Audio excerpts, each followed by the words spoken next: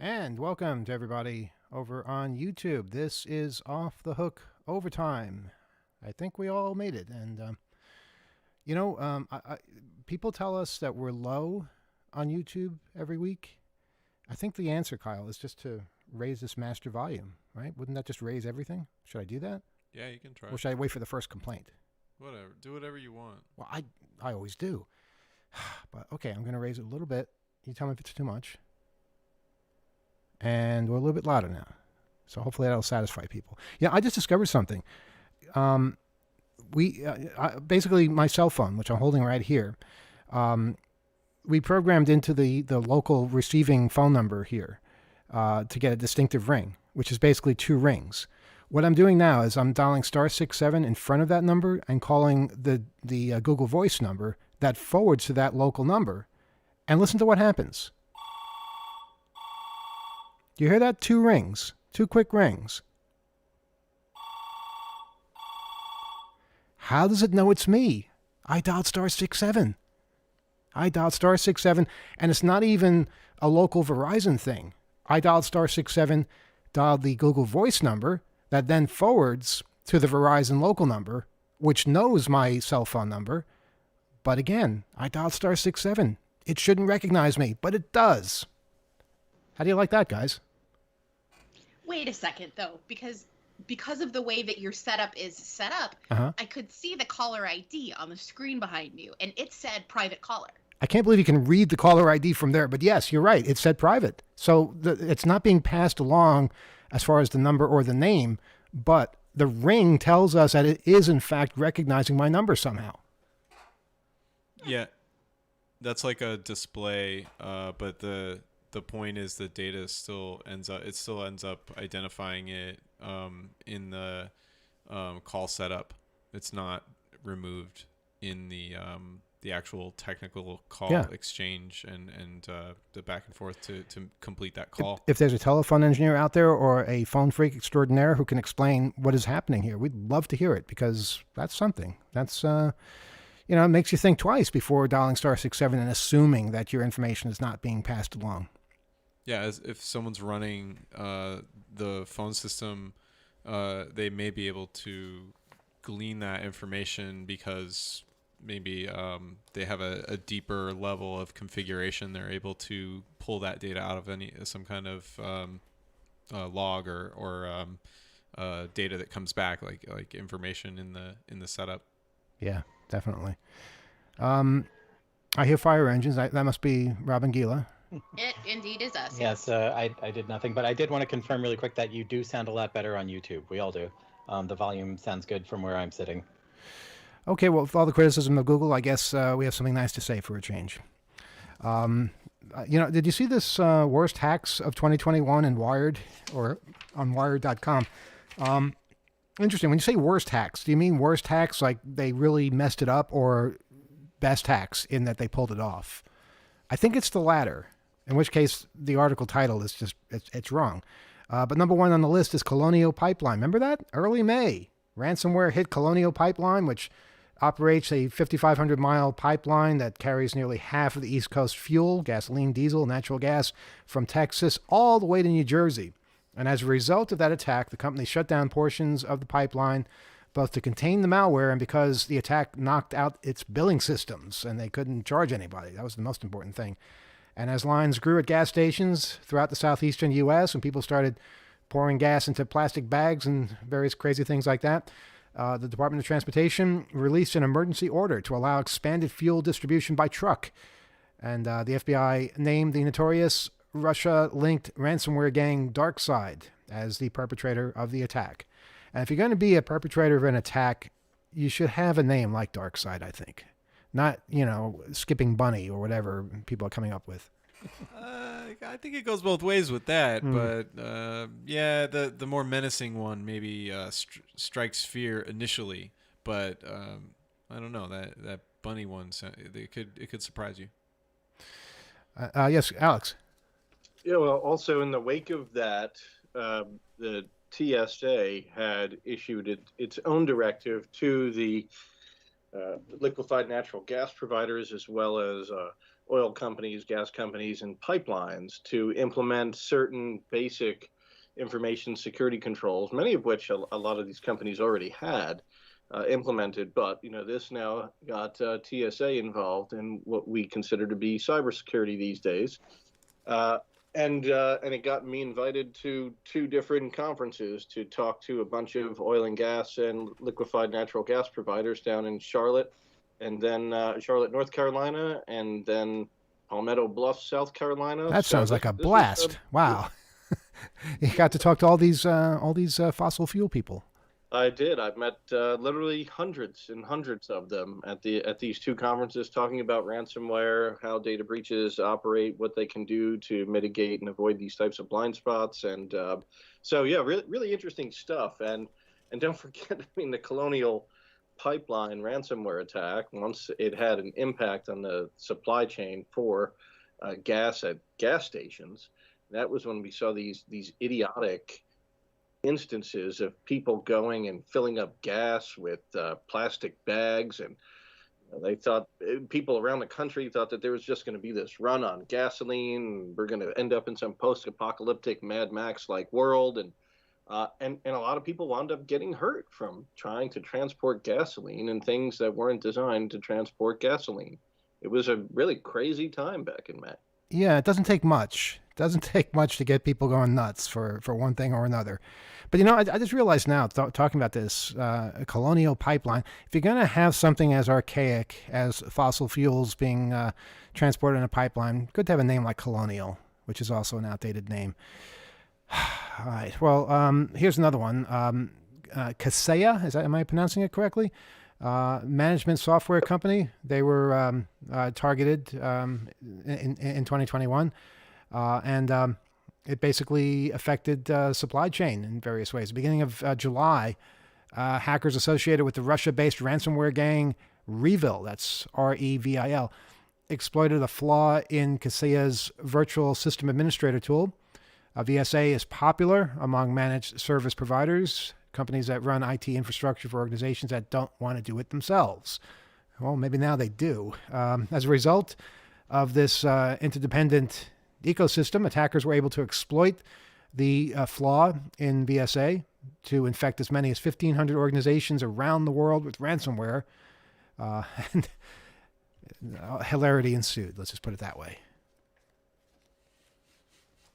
Yeah, that was another crazy one too, in that the threat actors, the bad actors here had piggybacked on a piece of what was very common network management and remote access type of software that Kaseya had developed, and much like the SolarWinds attack that preceded it, that type of software was used really to remotely manage large IT infrastructure, and also a lot of the infrastructure that was outsourced to third parties relied on Kaseya to manage this type of infrastructure, and so that allowed these threat actors to deploy their ransomware and affect ransomware events on a very large number of businesses and victim organizations really, really quickly. So this is thinking back in it, that's definitely something that would be worth a milestone acknowledgement during the actual Off the Hook program as well, because this was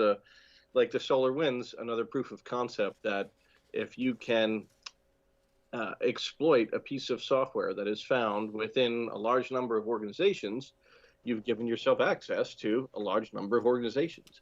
And I think this dovetails with what we're seeing with the Log4j vulnerability as well, which threatens to be even bigger. And it's amazing how it just keeps getting bigger and bigger.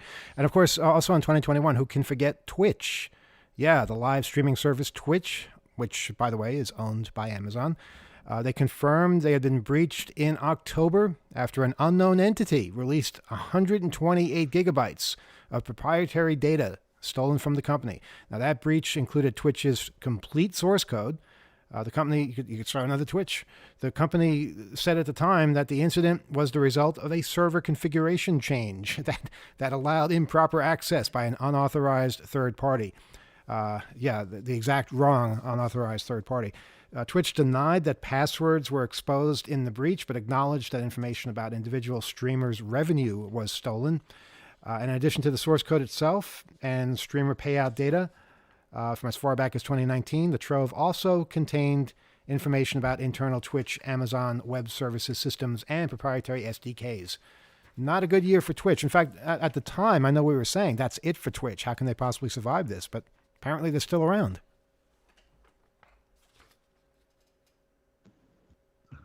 Yeah, they seem to have recovered, and yeah, it was a bad breach, but it also shows it's not always the be all end all. It's not always the existential threat that organizations think it is. If you handle and remediate an information security incident properly, you can recover. All right. Well, I'm kind of rooting for them there. Somebody gets punched in the stomach that hard, you really kind of want to see them get up again, take another one. No. Recover and live to see another day. 802-321-4225 is our telephone number. 802-321-HACK. And when someone else calls in, you'll hear that it's one long ring, not two short rings, because their number won't be recognized, whether it's private or not private.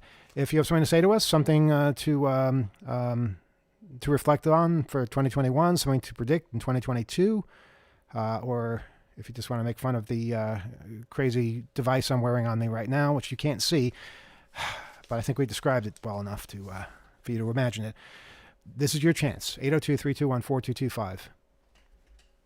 Yeah, I'm particularly interested in hearing from callers tonight that would like to discuss what they thought was a milestone event or happening or occurrence within 2021. I think a diversity of viewpoints on this, especially from our friends overseas, would be really interesting.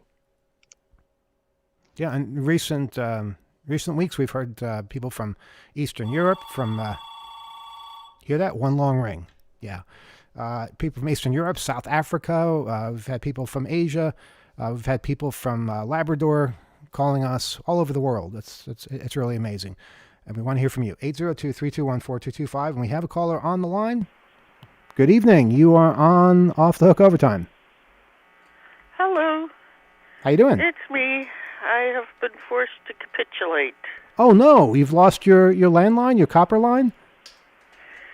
Yes, I'm scheduled to be converted to FiOS on January 3rd. You can still hear the hum at the moment. I'll miss the hum. I really will. Well, that's not what I'll miss. Yeah, you're right. What was the final blow? They would not give in. Verizon. Right. For callers That's the long and the short of it. For listeners who are familiar with this, they're taking out support for copper. They're going to rip it up and destroy it. I said, you're not even recycling it? Maybe the person I spoke to doesn't really know all those details, but he said they're just destroying it. And I said, well, what are you going to do with it? Matter can be neither created nor destroyed. He didn't know. Well, for those listeners who may not be familiar with this story, we've been following this for a while. It parallels many stories that are going on throughout the world, where basically this listener wanted to preserve her landline, her copper line, and Verizon is going around saying, no, you can't have it anymore. You have to have FiOS, and we're just not going to support copper anymore. Big mistake because copper lines are more dependable. They say that the problem is that water gets into the copper and eats it away, and they can't get in to repair it. A lot of historical housing you're not allowed to. In other places they don't have permission, and the copper is always getting eaten away by water, and they just can't do it anymore. They were able to do it for 100 years. I'm not sure why it's so difficult now. And there's less lines to maintain, less work overall. People should have the right to use the technology they want to use, but I know it's it's hard to convince others of this.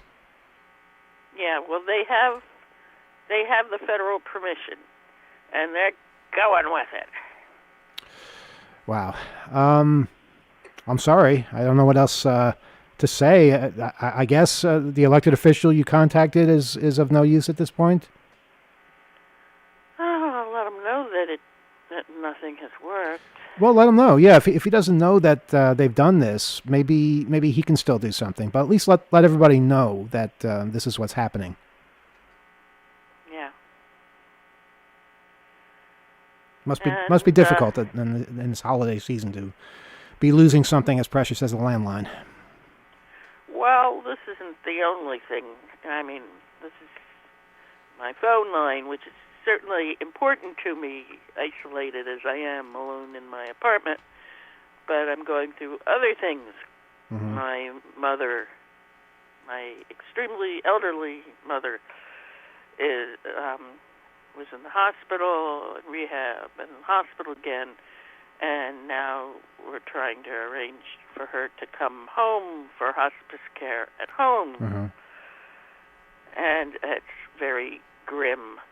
Yeah. And I can't help wondering, she's going to need 24-hour care, which means, 2 12-hour aides. And with COVID, how can, any aid service guarantee that their aides will be there? I mean, nursing homes are shutting down because they don't have the staffing, and she needs 2 people just for her lonesome. Mm-hmm. So, I'm discouraged that she's not trying hard enough to recover, that she's instead decided she's tired and had enough. Well, that tends to happen the older you get.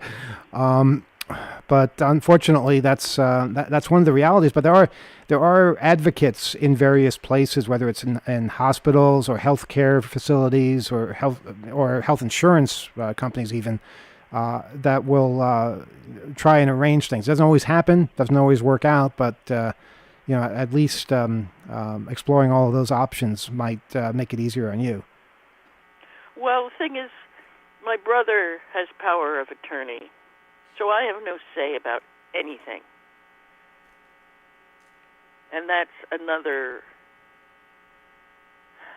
thing that's discouraging. Well, yeah, I'm not sure. And her insurance, assuming that a doctor authorizes hospice care, they have to certify she's not expected to live more than 6 months. I don't know whether that particular hoop has been jumped through, but the hospice care doesn't cover 2 12-hour aides. And so I'm wondering, will this eat up all that she would otherwise pass on?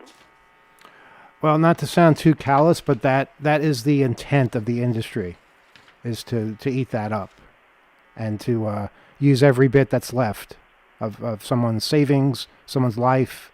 It's how they work. It's their bread and butter. For profit. Yeah, they're for profit. Sorry to be so bitter about that, but I've seen it happen, and it's not pretty. Well, I don't blame you for saying what's true. Yeah. Well, we're always and often advocating for perhaps changing attitudes and less emphasis on that in particular, and more empathy in all realms, whether it is ethics and technology or real life. It applies. The thing that it comes down to in the end, these are stressful times for somebody to go through. Dealing with an elderly relative nearing the end of their lives. That is not the time to be stressing them out with either bills or obligations or difficulties coordinating things. There should be a system there that exists to get them through that and to make things easier, not harder. And I know saying that isn't going to do a damn bit of good, but that's how I feel about that. And if anyone knows of a system where it works well, please let us know and we'll pass that on. Oh, by the way, when you turned up the pot, your sound did go up, and it was much nicer. Okay, that's good to know. You're talking about on YouTube? Yeah. Great. Okay, thanks for the feedback. And You're welcome. sorry for the negativity this week, but fingers crossed that next year will be a better year for all of us. I people would get over their fears and get vaccinated. Mandates, if you have enough mandates, then you don't have to reason with people who are irrational. Yeah, we wouldn't need the mandates. We would not need mandates if people were acting with a little bit of rationality. And I don't think it's fear. I think it's just stubbornness that is keeping people from doing the right thing. They want to be proven right. I think it's people having a hard time accepting reality, even confronting that this is actually the occurring, and we are all collectively experiencing this in the vast myriad ways, along with the many other things in our lives. Yeah, it's gotten to the stage where even Trump can't convince them. He's saying he got the booster, the vaccine is good. They're booing him now. It's, he helped create this, and now he can't contain it. And God help all of us, because I don't know what it's going to take to convince people that what they're doing is deadly wrong and is basically holding everything up. And if we can't get through it, there's no hope really for getting accountability. There's a lot of questions, and people want some accountability, and we can't even confront that. We can't even look at how things have gone because people dispute it occurring at all, which is a terrible, terrible place to be. So I've the same despair in various moments. I definitely have I've felt better in other parts of my life. It's like living with a young sibling where you're constantly arguing, and even when you're right, they will never admit that you're right, and they'll keep making things up to make you wrong.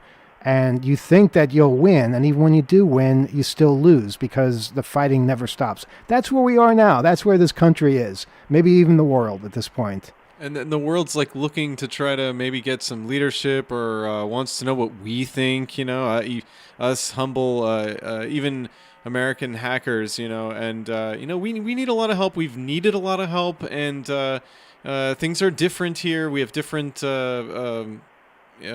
dynamics. And it's a lot. It's a lot to take on. And we've just been trying to galvanize people around communicating and sharing and trying to make a difference as best you can, however big or small. Anyway, with that in mind, caller, have a happy new year, and we hope to hear from you next year. See you next year. All right, take care. Our phone number, 802-321-4225. Here's a letter that we got from a listener. Look at that. We got another call right away. Let's see. I was just listening to your program. I came across a truly independent phone company. This one serves an Indian reservation. It's called the Cheyenne River Sioux Tribe Telephone Authority. Yeah, and best part, their main phone number ends in 2600. Imagine that. The last four numbers, 2600. Thank you, Brian, for sending that in and for basically finding what we were talking about last week, an independent phone company. They're still out there. And I think the future will be independent phone companies everywhere that are basically run by the community or by an organization or by somebody that actually cares. I think we lost that call, so the phone lines are open, 802-321-4225. Go ahead, Rob. While we're waiting for a call, I just want to quickly impart some sad news. The New York City hacker community lost one of our own last week when Joel Diort, who was known under his handle Durnan, was killed in a traffic accident while on a trip to Hawaii. He was a great friend to a great many of us, and a regular attendee of the New York City 2600 meetings. He was a regular Hope attendee. He spoke at Hope a couple of times, and he is a deeply felt loss. And if you want to learn more about him, go to nyc2600.net, where there's a little bit about him on the front page there. And I just want to, say rest in peace. A great many of us are going to miss you terribly. Yeah, terribly sad to hear that. And just seeing the community respond is moving. But boy, it's something that I don't think any of us really know how to handle right now. Yeah. Alex, go ahead. There, Oh, go ahead, Rob. sorry, there was actually a great response to the notice was posted, and his family had to put up a fundraiser to transport his remains from Hawaii back home to New York and cover his final expenses. And that fundraiser has been very successful. So like the community has pitched in and been a great help. You could see that as well on nyc2600.net. And it's he was very young. He was lost far too soon, and yeah, it's heartbreaking. It's disastrous. Yeah, it really is. Go ahead, Alex. Anytime you lose a friend, it's it leaves a hole in your heart, Rob. I think that that never really heals. And I didn't know him. I'm sure I came across him, I'm sure at Hope or maybe a 2600 meeting or something like that. But the way you had described him, the tribute that you put together, I would encourage all of our listeners to read, because it really was a fitting tribute from somebody who was obviously a dear friend. And all of it rang true. It really moved me. So I would encourage everybody to go and read that tribute. And just from my experience and having lost friends, I can say that that hurt never really goes away, but you come to peace with it in some strange way. Time heals all wounds. That's the platitude that we have. I don't think that that's accurate. I think that the wounds are always going to be there. It's just somehow we come to peace with them. We come to respect and almost cherish those types of wounds and scars that we carry with us. So, well, they're a sign of caring. I learn that every time I lose somebody close to me, whether it's human, whether it's a pet, that it's always a blessing in a way that you feel something. I get that, but at the same time, we need to do everything possible to keep that from happening prematurely. Or in ways that are preventable, whether it's an accident like this particular case, whether it's a pandemic, which is avoidable if people do the right thing, whether it's people who are at wit's end and have nobody to talk to. We can do more. We can be out there. We can exist to help those around us, and we can basically check in on those around us and people we haven't talked to in a while. Because everyone's fragile, everyone's human, everyone is looking for something more, and none of us are an exception to that. Okay, we have a phone call, and good evening. You are on Off the Hook Overtime. Go ahead. Good evening, Overtime. It's Bobson from Bulgaria. Do I have that right? Yes, sir. Okay. Wanted to make sure you didn't go to a different country. So how are you this fine Thursday morning for you? Well, nearly. It's the morning of the last day of the German event that's being Yes, the Chaos Communication Congress is happening right now. It's not happening in real life. It's happening online. Yes, it's the remote chaos experience. The remote chaos experience, and that's why it's called what now? RC3. RC3. Okay. And you can, what's the website to watch talks? Streaming.media.ccc.de. A lot of dots there. Streaming.media.ccc.de. And I imagine somewhere in there is a schedule that you can see. And Yep. you can just listen to all kinds of different talks. And watch ones that have been given already. I'll have to catch up with the first 3 days of it because I couldn't. Sitting in front of a TV screen and watching them remotely is not quite what I expect from these days towards the end of December. Because, oh well. Well, it's all they have right now. I don't know. I find I know. it's quite soothing to drink coffee and roll joints and just listen to interesting conversations. I listened to one about why we're addicted to lithium and batteries, and today there was one about FPV drones, which is first-person view, which I think is fascinating. I think that's going to be something I continue to follow. And there was just other really intriguing ones. There's one on union busting. I'm trying to think of the other couple days. Just trying to get connected. It's a little bit difficult. I understand that definitely watching TV, but if you have other things going on, it's cool and you're about 6 hours in the past from Hamburg or Germany time zone, so it's a bit different. It's easier to coordinate. Yeah. Yeah, like I can get midday, like basically right in the middle of the day in the East Coast. It somehow syncs, so it makes it easier for us. But Yep. but yeah, like right now, I think there are things still going on. There's a lounge where people are playing music, and it's weird. You think it's a place, but it's really not a place. It's a stream, and there's multiple streams going, and that's what we did in 2020. That's what a lot of conferences have done. Going talk to talk, you felt like you're actually changing channels, which is kind of what they're saying about the experience, their perspective as a virtual thing, and we felt the same way when we were running Hope virtually. But we know it's not the same thing. We know being in person is much better. You know, we do little things to make it authentic. We've got bratwurst cooking in the backyard, and occasionally we just knock over a Club Mate bottle to make that noise. Do we have one? Oh, there you go. I didn't know we had one right here. Yeah, we save old bottles. Yeah. Whenever you go to a talk. They're refundable, aren't they? Yeah. Okay, Kyle. You're knocking other things over now. Well, sorry that I hit something. Yeah. I have a question for you. Yes, please. You changed the introduction picture for the overtime in recent weeks with a child spitting out stuff or something. Yeah, like I'm that. not sure. It's the will be removed picture now. I see.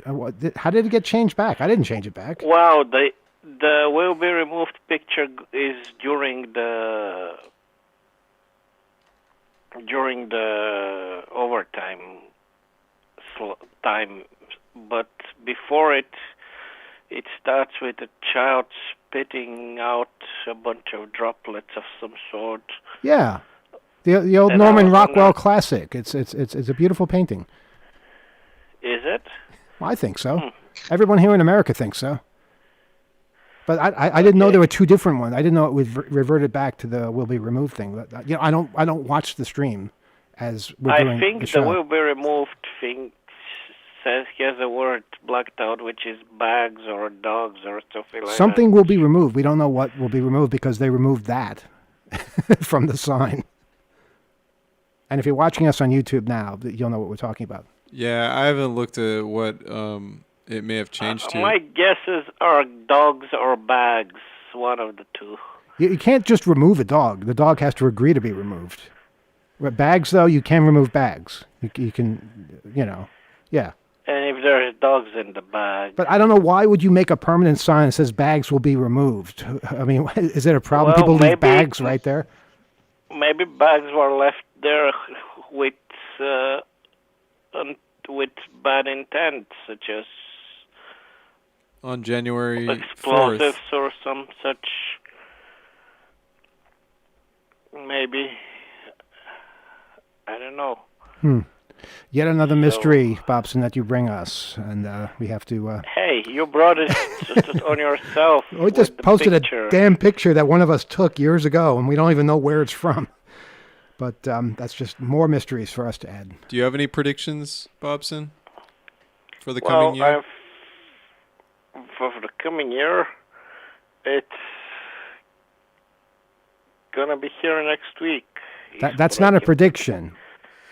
I hope people who got vaccinated in the first half of the current year have been boosted by now. That's also not a prediction. That's a hope. Boosted. I like that.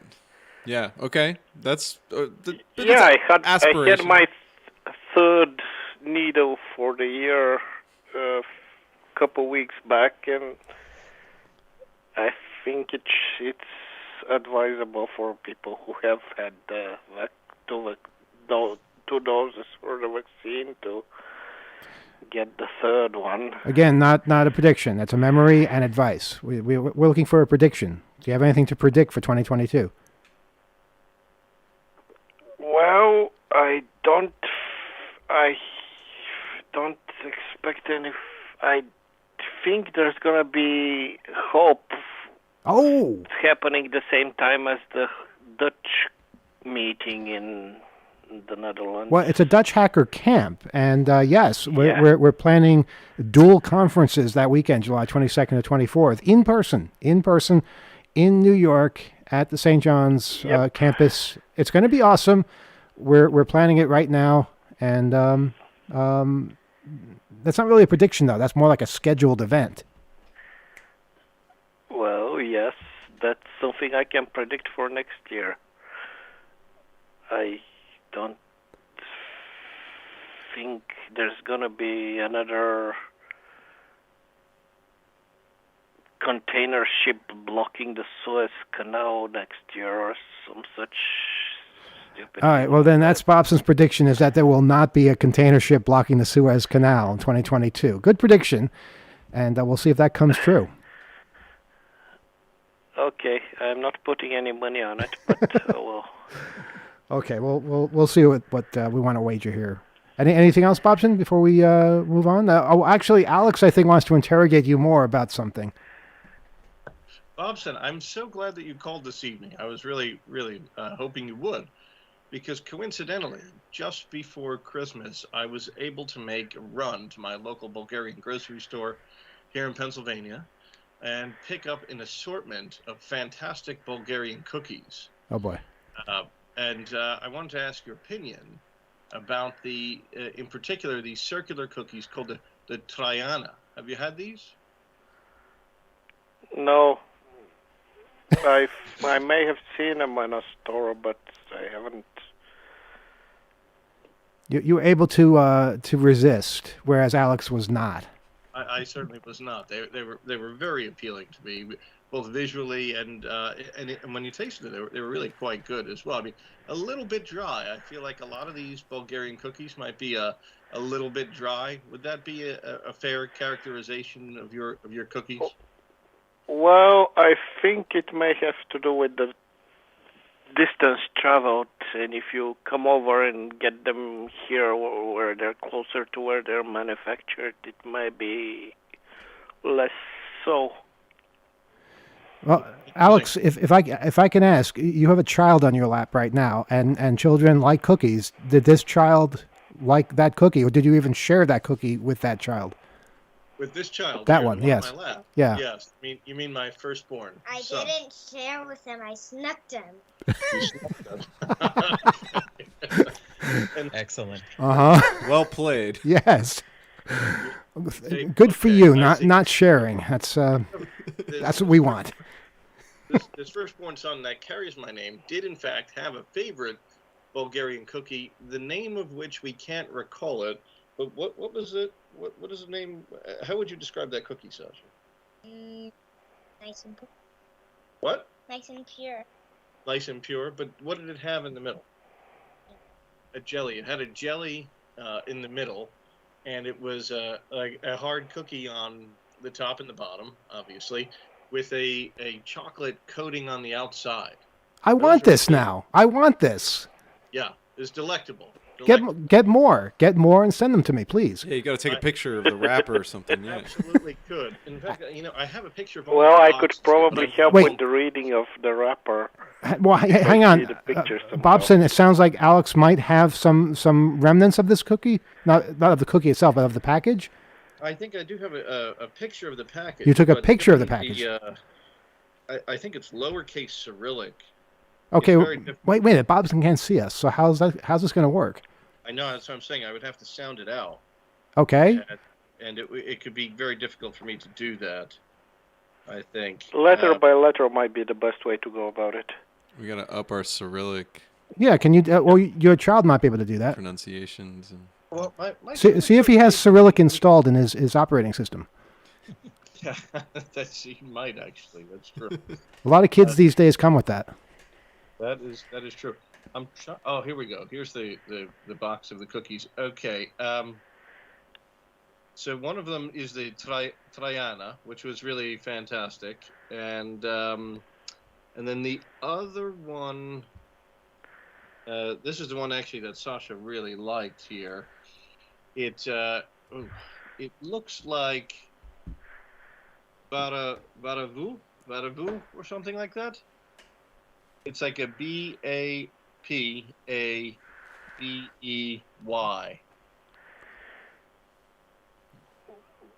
BATA. EY actually.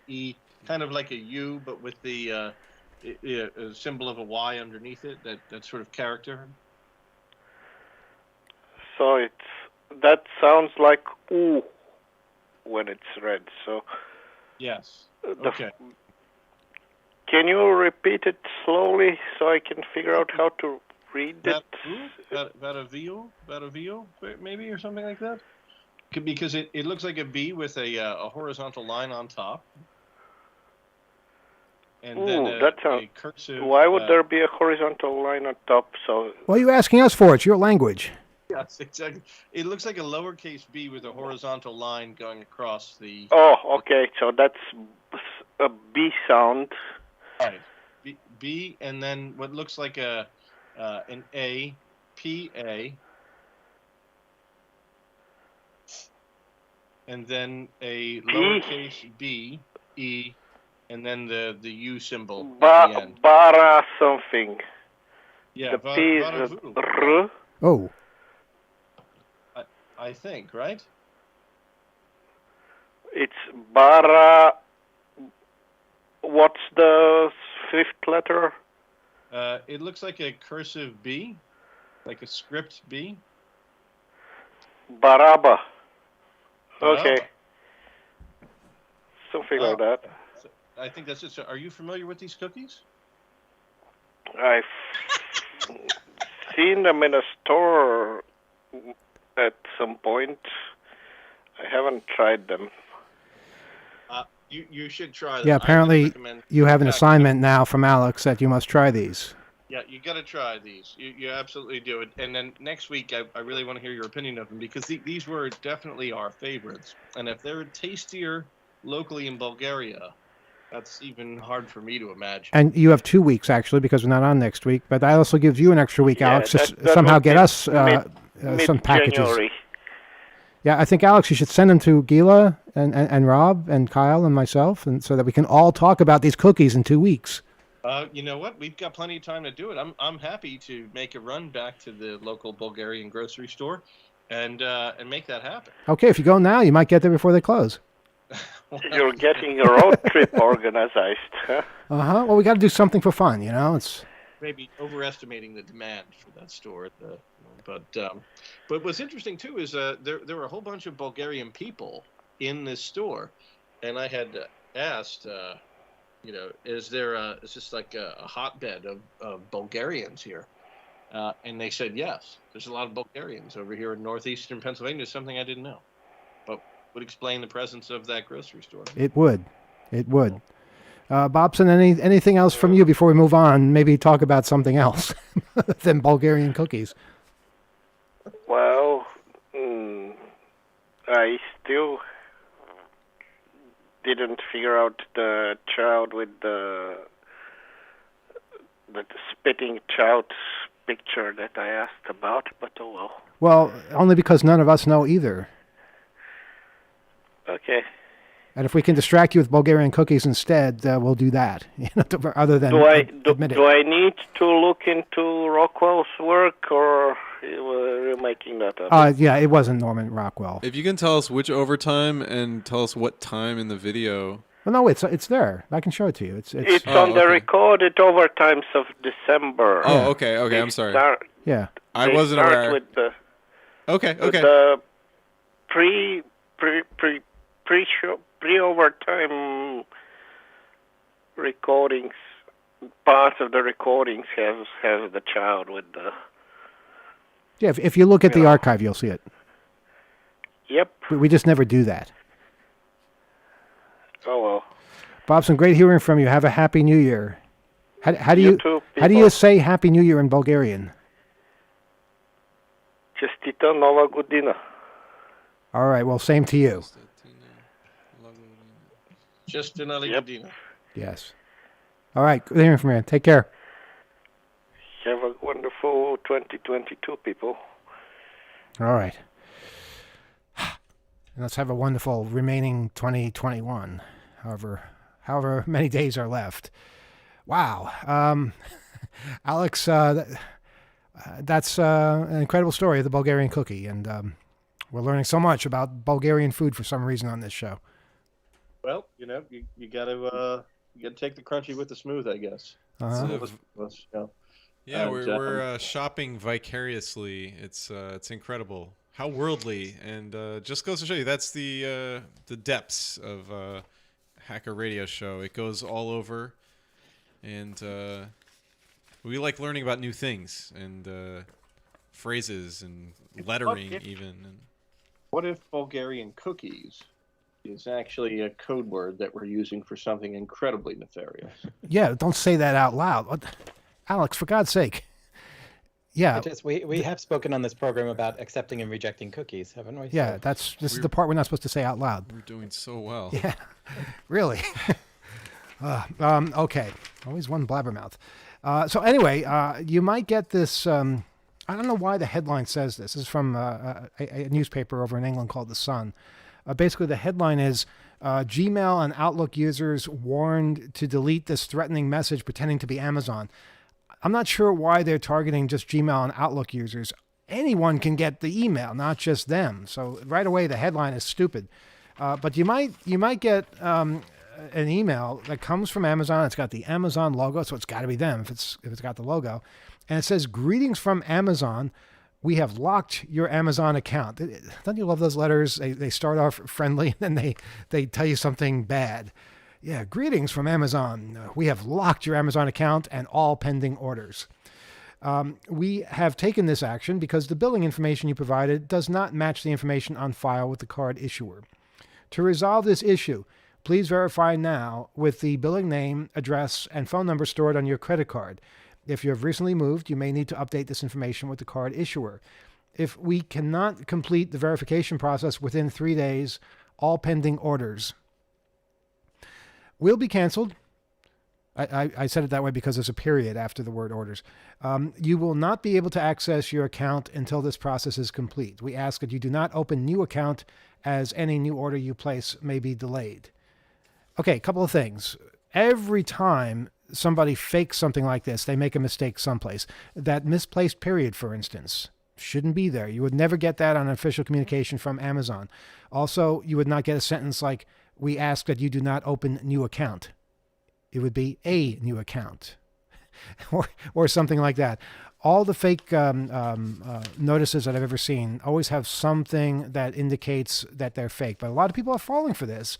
And what they do is they inadvertently click on things and they share information they're not supposed to be sharing.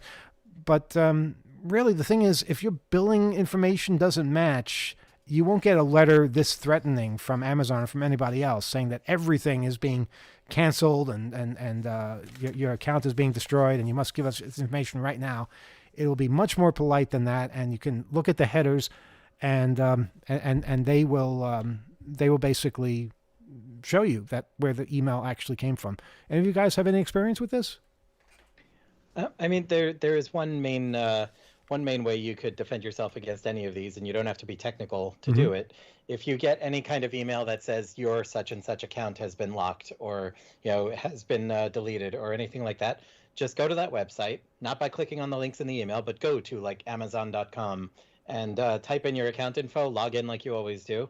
And if there is actually a problem and it's legitimate and it's from Amazon, you'll get some kind of pop-up when you log in there.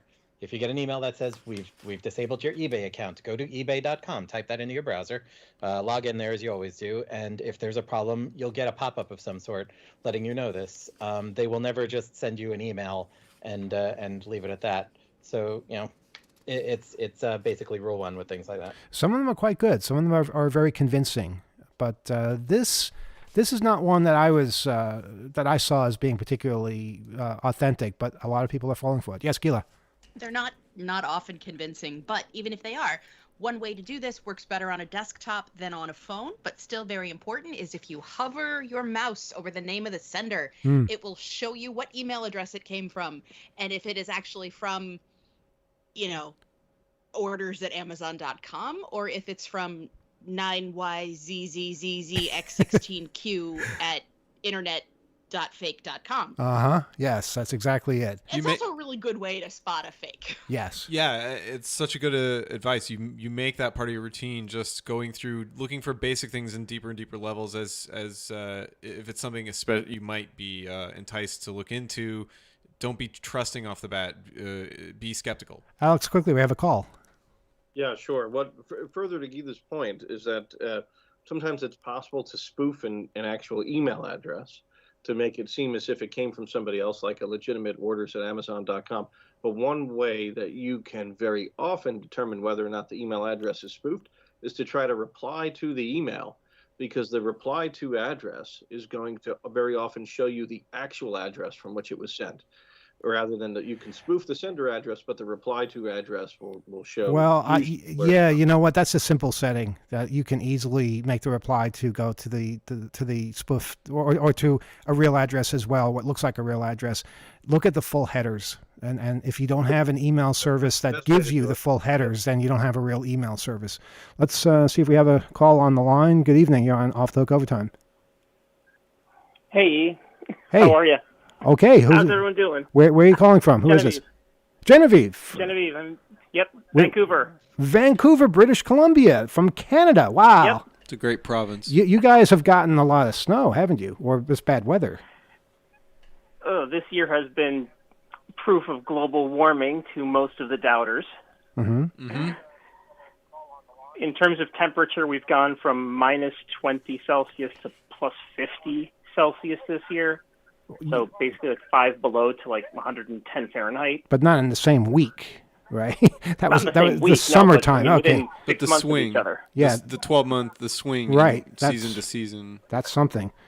How is it? And then how is it now?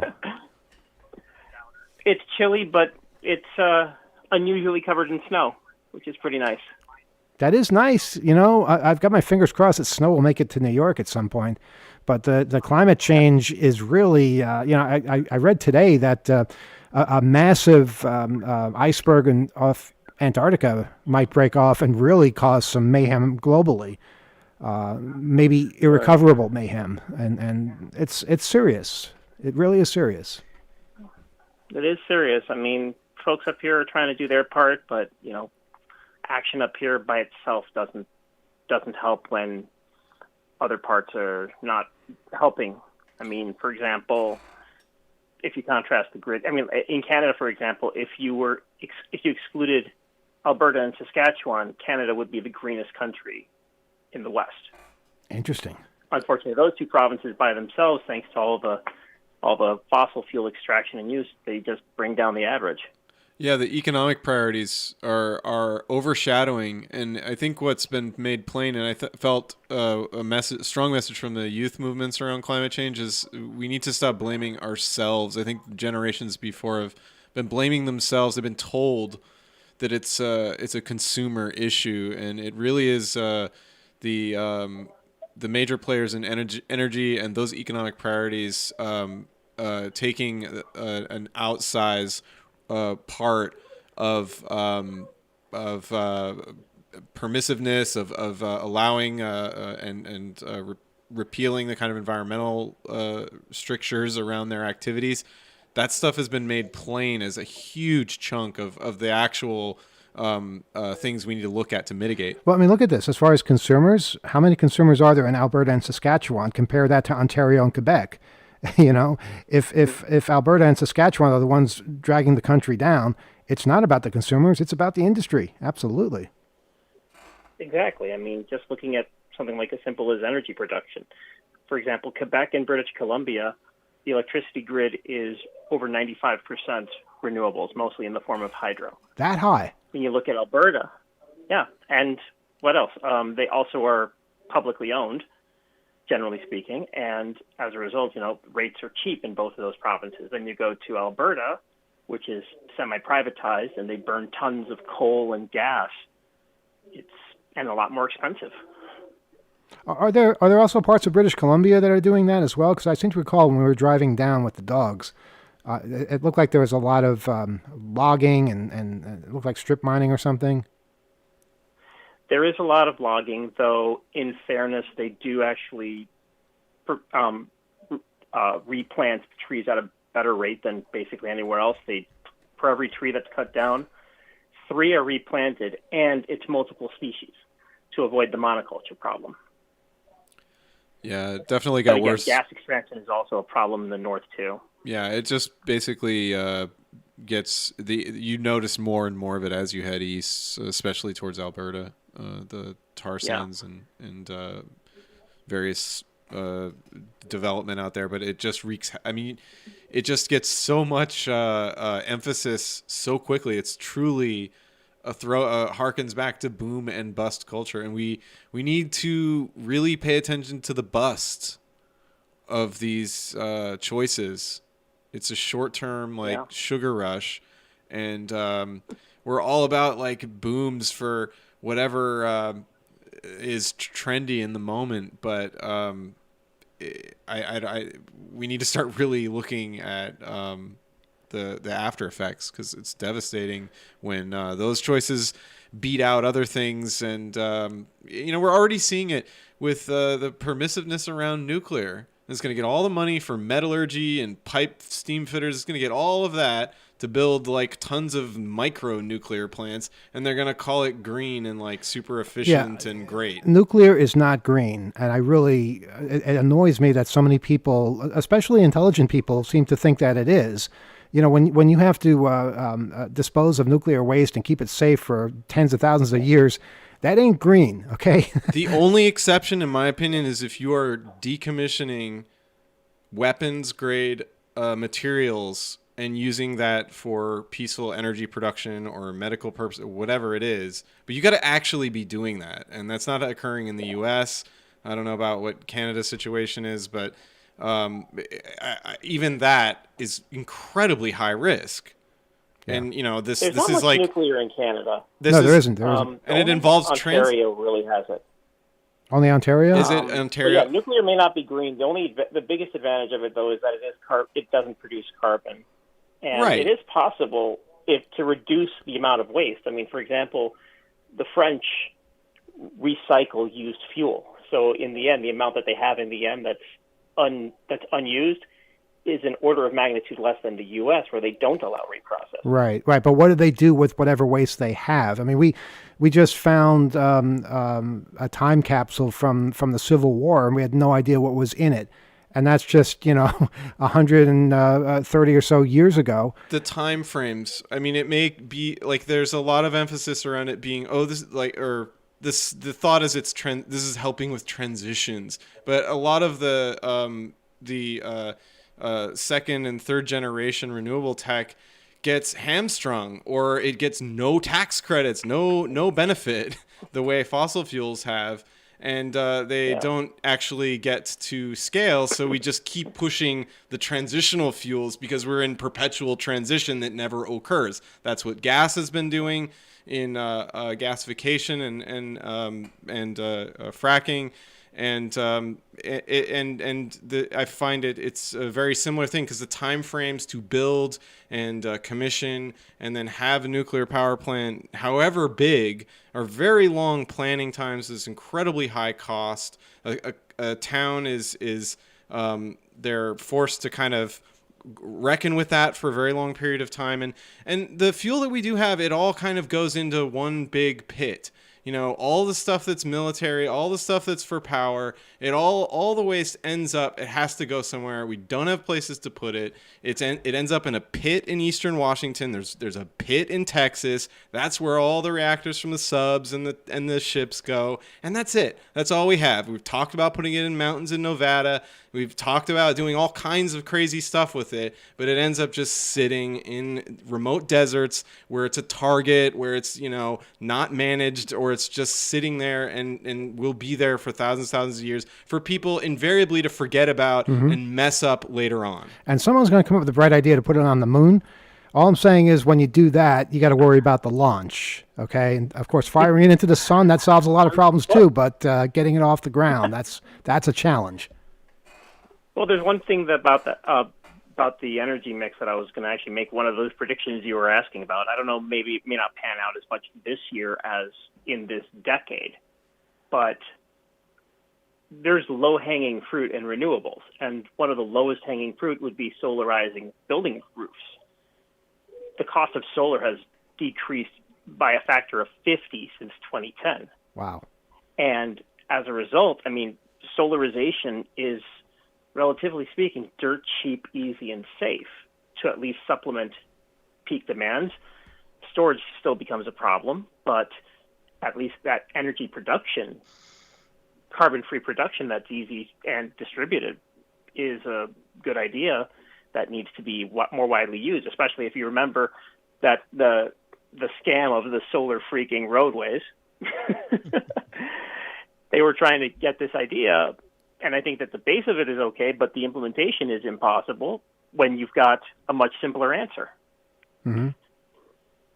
Yeah, and I think that those pieces of technology in like all kinds of different applications, all kinds of places, embedded in materials, like you're saying, it's a lot more possible now. I think material science in electric or hybrid cars, and building infrastructure in cities, factories, the kind of recapture and reusing of various parts of the production engineering process are really in vogue and popular, because that lowers the cost of producing materials, whatever that is, and especially in energy and chemical production. So co-locating those technologies that are safe and can help with the manufacturer and their operations,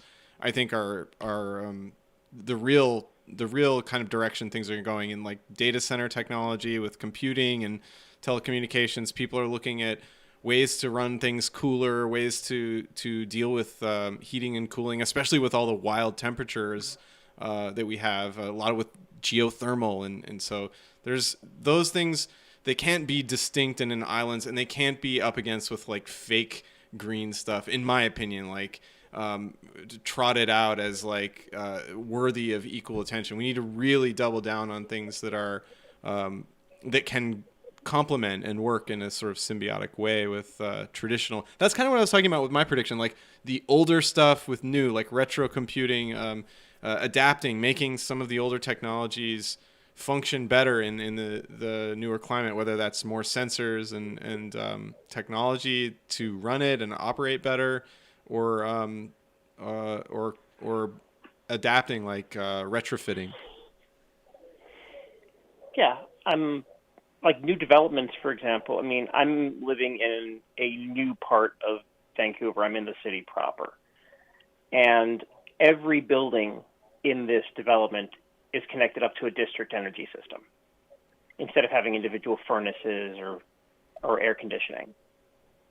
Oh, yeah. As a result, the energy cost is dirt cheap, and the energy needed to heat up all these buildings is much lower than it would be with individual inefficient systems, plus less maintenance. And like places in the Northwest, I mean, just apartment complexes with like baseboard electric heaters. That's like the Northwest, like comfort zone. I don't know. It's like their style is like really cheap buildings with a lot of electric heating and no air conditioning because it never gets warm in the Northwest. Oh, right. That's all changing. So there is an interesting thing about those baseboard heaters that get too hot. I mean, those are essentially an evolution of old radiators, which were part of modern, central. Yeah. Yeah. The typical radiator design that you find from a building from, say, the 1920s to the 1970s, they were actually designed to run hot so that they would be overheating, at least in terms of a comfort level, because it was supposed to force you to open a window. This was actually pandemic-related design connected with the Spanish flu. Wow. Yeah, absolutely. And those same systems, if it's run with like a water-based system instead of electric coils, it can be efficient. But you're absolutely right. There are these legacy technologies we've built over and over, and maybe in certain areas we should look back and question a little bit, or just recognize that something is completely forked off into a direction that's inefficient. It's just not serving us. May have been once before. Well, I wonder what else we can learn from reaction to the Spanish flu, which, by the way, is not from Spain, came from America. But it's, that right there tells me that people were going through the same struggles, and maybe they had some solutions that we could learn something from. Alex, did you have something? Well, I just said, didn't we mention this as well a couple of weeks ago? We talk about the design of the radiators coming from the Spanish flu days, and how powerful they were. Now, I think they were actually designed so that you could have them on and still have the windows open. You're saying we talked about this already? I don't remember that. Yeah, we did. We talked about this a couple of weeks ago. Who brought it up? I did. That's why I remember it. Okay. I don't remember it at all. But me up about this. Wow. Yeah. I think it was this show. Yeah, some of the things. Well, how many other shows do you do? Yeah, this is it, really. Yeah. I thought this was in a times piece. Okay, no one knows where this came from. I think you're a time traveler, Alex, and you actually were remembering this conversation, and you just came back from the future. Maybe it's a 20. Possible. Anyway, let's let Genevieve finish her thoughts here. Any other input here? Well, I do have one other prediction for the next year, based on how pandemics normally go. God's willing, by the end of next year, we'll enter essentially a low pandemic period, where instead of it being large general problems that come up, large scale solutions that have to be implemented for safety to try and limit or at least control spread, by the end of next year we'll be into a low pandemic period where you'll see maybe some more localized, targeted issues when hotspots come up, but in general, for most people, most of the time, it won't be a problem. Well, that sounds like an optimistic prediction. So hopefully we will see something like that happen. Yep, one can hope. All right. Well, great hearing from you, and hope everything is going as well as it could out there in BC. Yeah, have a good New Year. Yep, and hopefully next year in July. Yes, for hope, a new hope. All right. Talk to you later. Talk to you later. All right. Great hearing from Genevieve and from everybody tonight. And since it's now after 9 o'clock, I think we should maybe, call it a night, because that's late for us. There's some other things I was hoping to get to tonight. So okay, if we could just kind of wrap it up. You can wrap it up. Go ahead. No, I mean, you just get a little. Oh, you mean things not having to do with the show you want to get to tonight? Yeah. I thought maybe we could do something other than that. Yeah, maybe. I mean, it was not a huge priority, but I mean, I'm just sort of sitting here. Alex, you seem to have something to say here. Yeah, I would love to go back to our last show, since you ask the same questions every year. Go back to our last show in 2019 and hear what the hell we had to say. Not 2020. We didn't do it in 2020? We must have done it in 2020. Well, you said 2019. 2019, our predictions for 2020. I would love to hear those. Well, how about our predictions for 2021, the year that we're in right now? If we did it last year. I don't think we did it last year, though. I thought we did. We did. Don't we do something like this every year? I thought we did, but like I in the summations, I didn't see any reference to it, so I don't know. It's been fairly consistent, but there may have been so much going on last year between the election and the insurrection that we were a little bit flustered. But the insurrection was after the new year, so right. But remember, in between, there was a lot of you can say that word, but don't say it, because it demeans us. There's a lot of stuff being thrown around. It was kind of a frenzied time. Is I guess all I'm saying. I think we were just happy to have made it through 2020. Rob?